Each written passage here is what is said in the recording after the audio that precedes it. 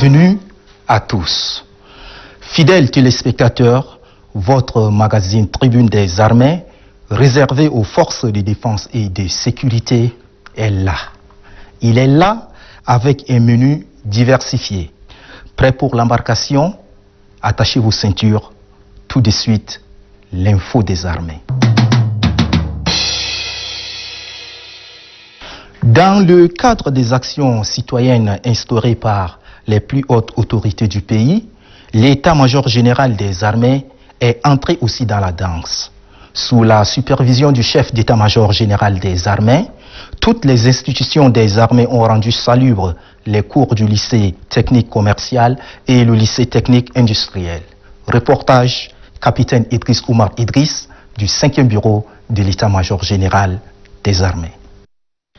L'armée, hormis sa mission régalienne de défendre l'intégrité du territoire, participe également au développement socio-économique d'un pays.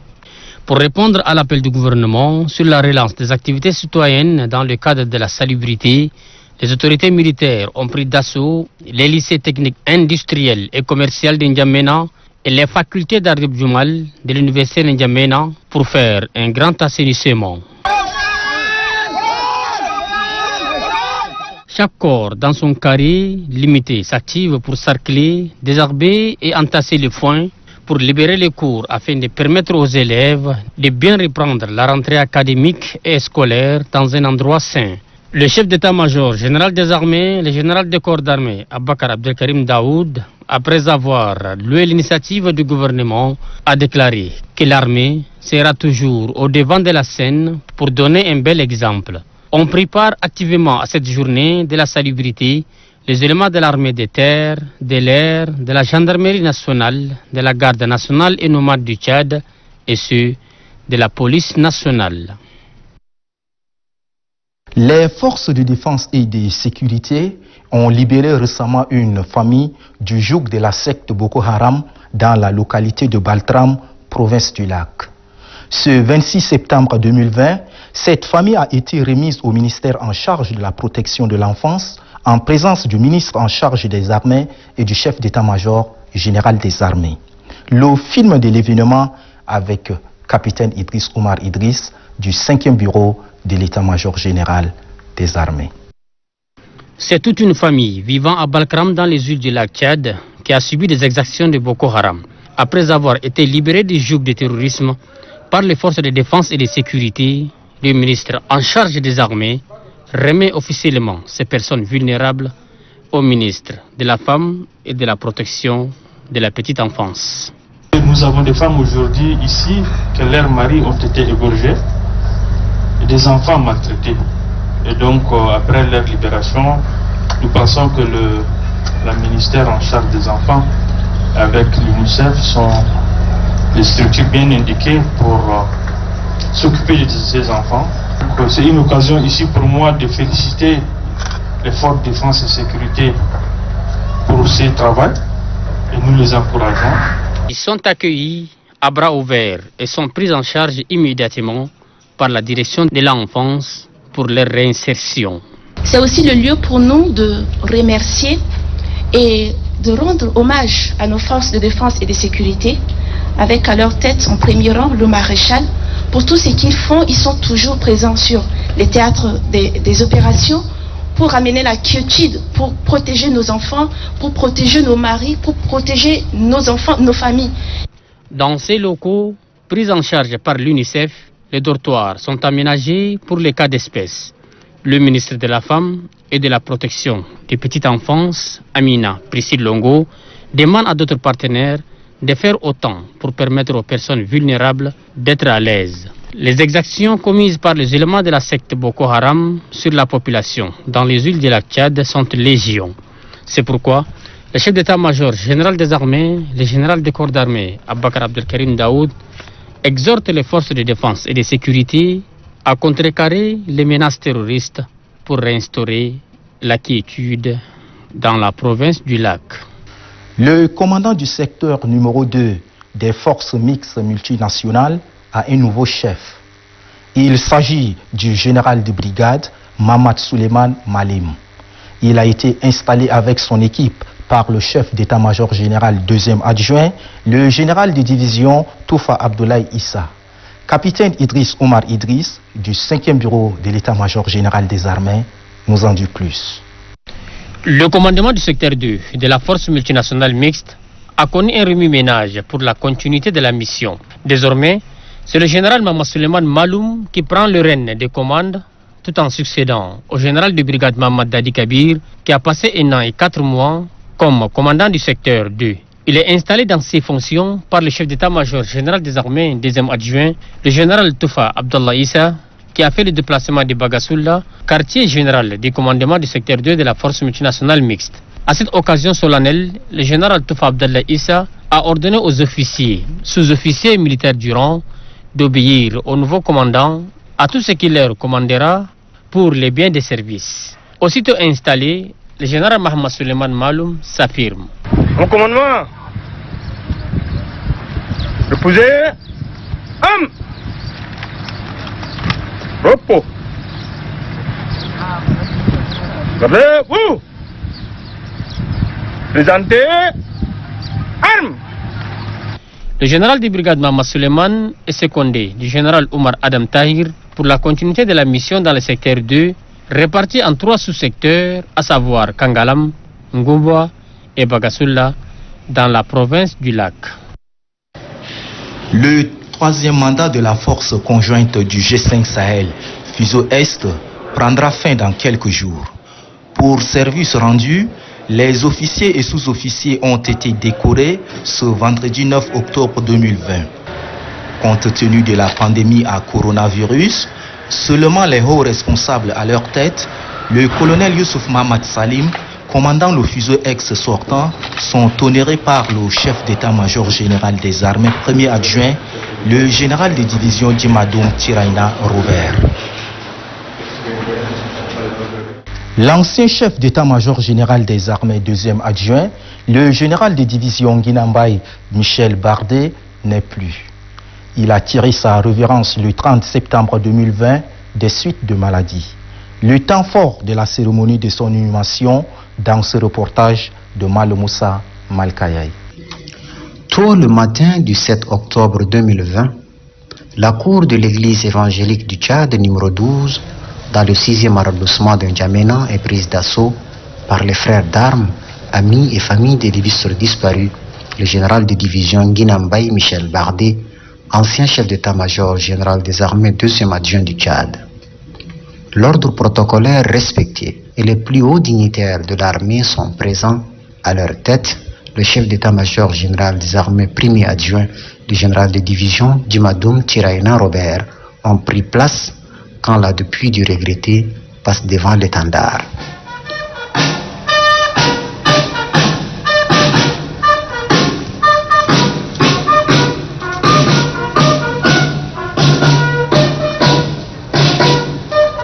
La consternation se lit sur tous les visages. Tous ceux qui l'ont connu et côtoyé sont là.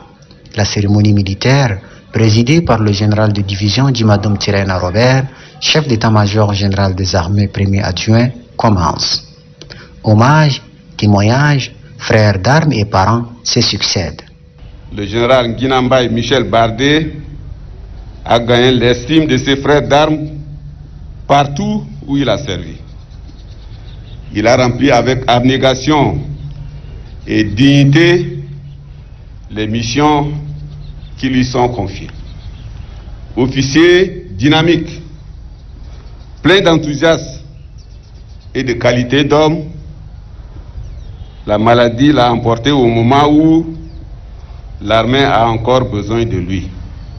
Nous sommes tous touchés par la disparition de cet homme, dont la dépouille mortelle se trouve présentement devant nous. Nous mesurons la douleur que nous ressentons et nous sommes tous reconnaissants pour vos compassions à notre égard.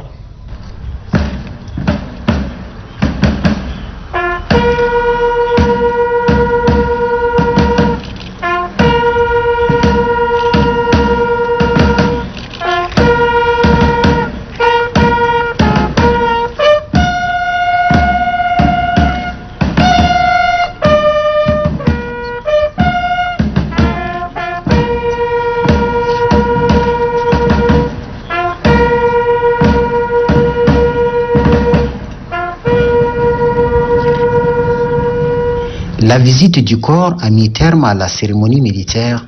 S'ensuit les offices religieux et témoignages. L'église pour les prières et louanges, les parents pour témoigner les valeurs de l'illustre disparu.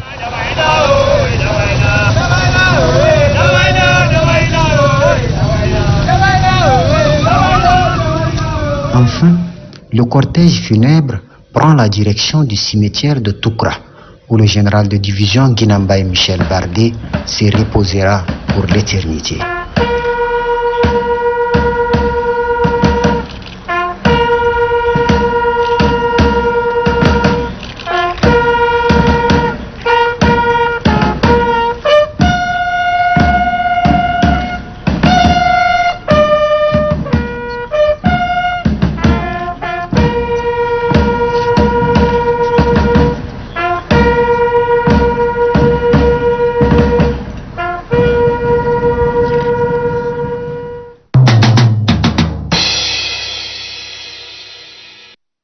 Tribune des armées reçoit un invité. Il est connu dans le monde des médias. Il dirige la direction qui connecte l'état-major général des armées au monde extérieur. Je ne vous en dis pas plus.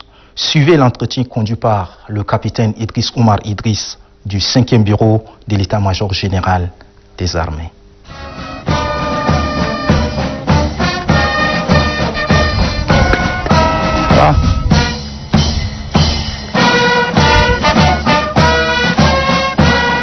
Lieutenant Nebino Dunde Sizaki, chers téléspectateurs, nous sommes dans la cour de l'état-major général des armées aujourd'hui et nous recevons le chef du 5e bureau de l'état-major général des armées. Il est aussi le porte-parole des armées du Tchad. C'est le colonel Azem Bermendoa Agona. Mon colonel, bonjour. Bonjour, Idriss. Merci d'avoir accepté notre invitation. Et nous allons nous entretenir sur quelques questions concernant l'état-major général des armées. Mon colonel, parlez-nous un peu de l'état-major général des armées et le rôle que joue le 5e bureau de l'état-major général des armées. Merci. L'état-major général des armées est un organisme de commandement chargé de transmettre les ordres et en assurer l'exécution, coordonner les emplois des forces et des différents services. Cette institution est dirigée par un officier général qui prend l'appellation du chef d'état-major général des armées, c'est-à-dire le SEMGA. À ce titre, il assiste le ministre des armées dans ses attributions relatives à l'emploi des forces. Il est responsable de l'emploi opérationnel des forces. Pour cela, il a directement sous ses ordres les différentes armées, qui sont l'armée de terre, l'armée de l'air, la gendarmerie, la garde nationale de Mali du Tchad et des différents services interarmés. Quel est le rôle du 5e bureau dans l'enceinte de cet état-major? Le 5e bureau gère les images des forces de défense et de sécurité. Il doit rendre visibles et lisibles toutes les actions de nos troupes sur le terrain et en dehors du territoire.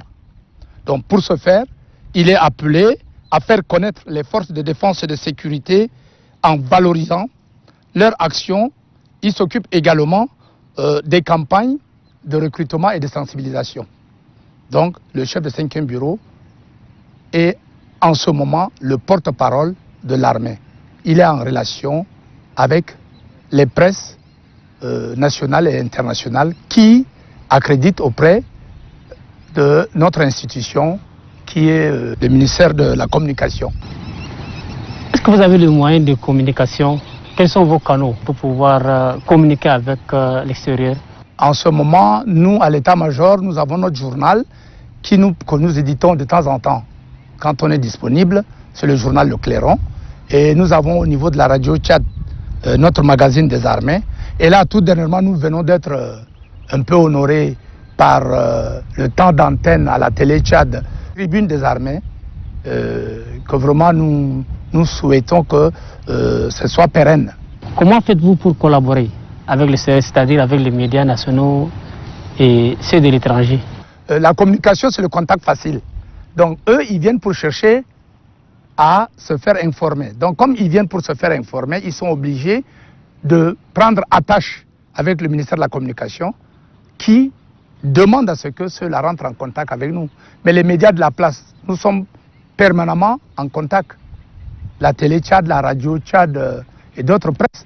Mais les presses étrangères, par exemple AFP et puis RFI, nous sommes en contact permanent parce qu'ils ont des agents qui sont résidents ici au Tchad. Il y a d'autres presses qui de temps en temps veulent prendre attache avec nous. Mais nous, comme on est militaires, nous demandons d'abord, est-ce que le ministère de la Communication les autorise à prendre contact avec nous? Au cas contraire, nous, on ne peut pas les accepter parce que c'est la communication. Elle te fait, elle te défait. Donc on ne sait pas leur intention. Si le ministère de la Communication nous ne les donne pas, nous n'acceptons pas de communiquer avec eux. On ne sait pas qu'est-ce qu'ils vont faire de nos images et qu'est-ce qu'ils vont dire de nous. Vous êtes vraiment vigilant pour pouvoir vraiment diffuser certaines informations. Votre mot de fin, mon colonel?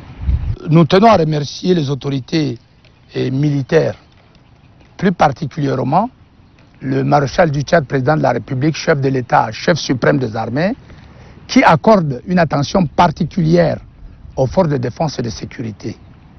Et notre deuxième point, c'est que le temps d'antenne qu'on nous accorde à la télé Tchad, que les autorités s'y mettent pour que, ensemble, avec les gens de la télé Tchad et nous rendons ça pérenne.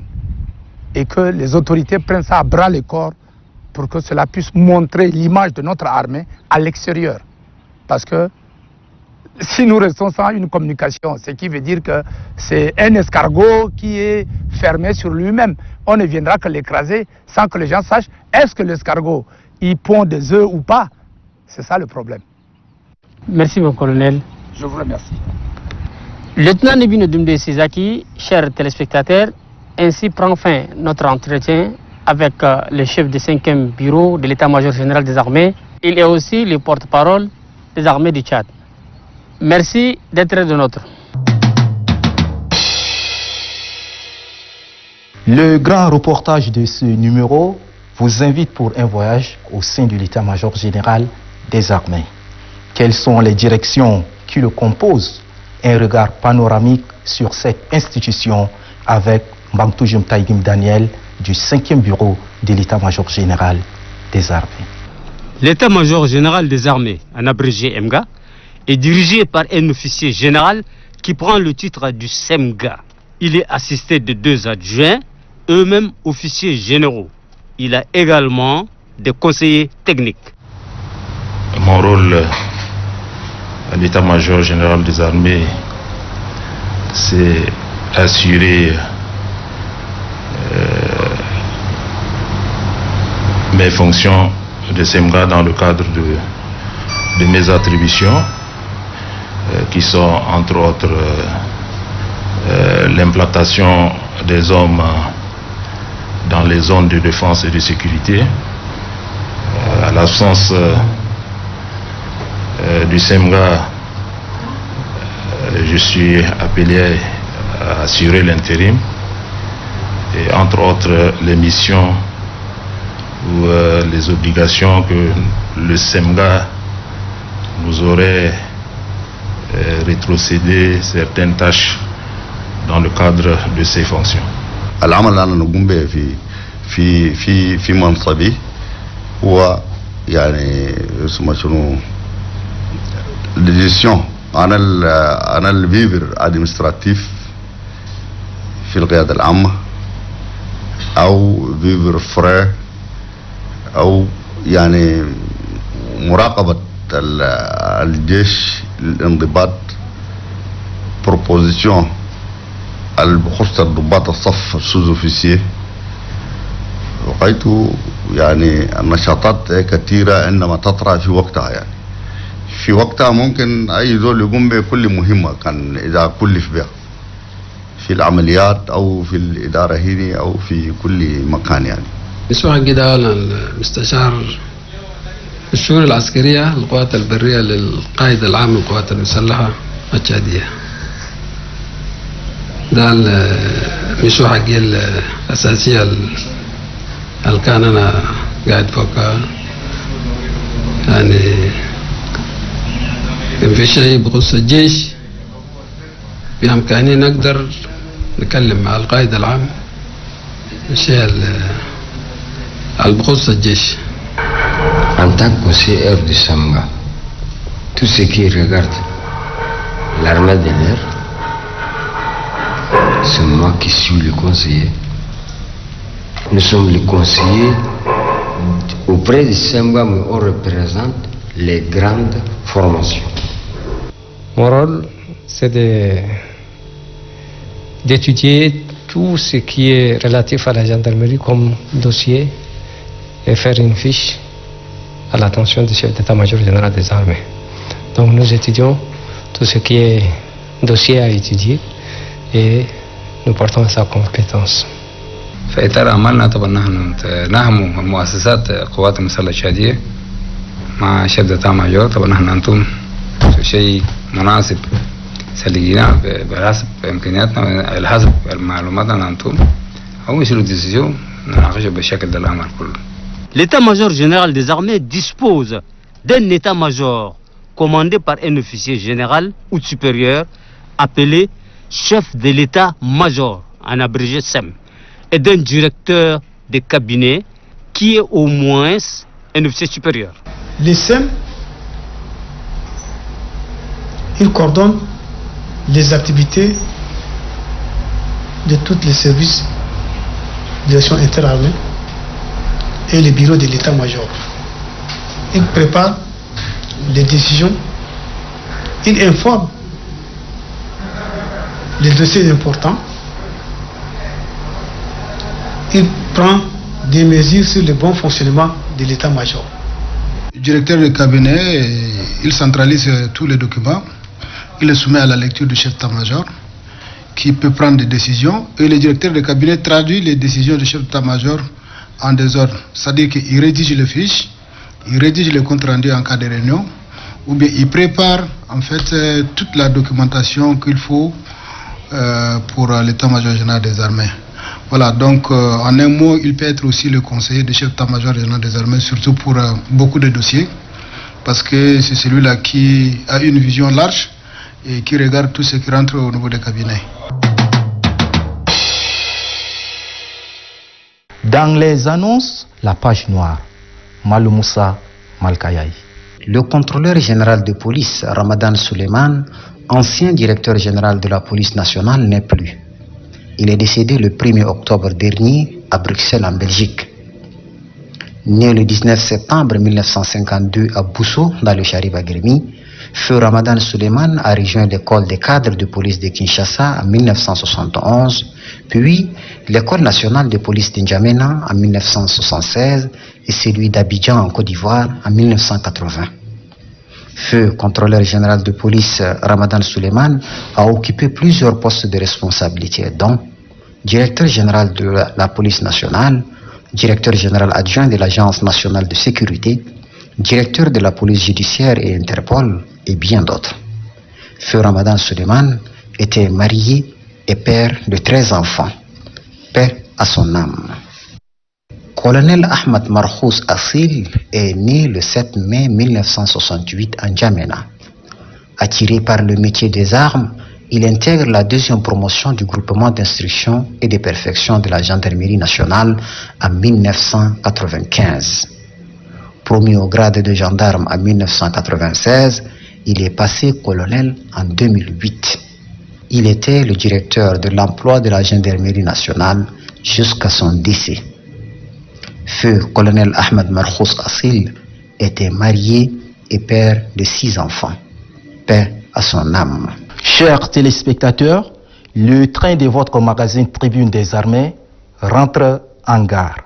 Rendez-vous très bientôt pour un autre numéro. Restez sur Télétchad pour le reste des programmes. Bonsoir.